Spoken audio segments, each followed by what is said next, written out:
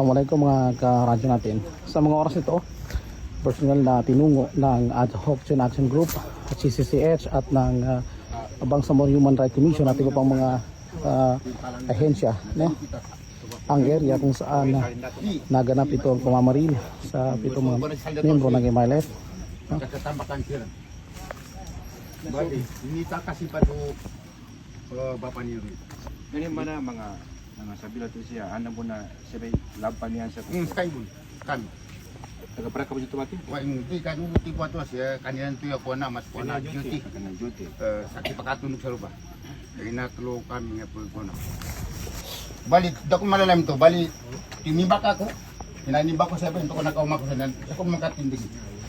Nasudok ato si guru. Nandoon na ka pa sa mga sinapang yan? Ha? Tinangon yan. Tinangon to ba? Pinagawa niyan? Ay, ginawa lang siya. Ano po, banimbak sa kanila. Ada din mo. Lukay pa na dan. Hindi na mo ni distansa niya. Kapag kumaya ka pa. Bali, Pinatingin sila pa ko. Kapiti 45. pinatiman?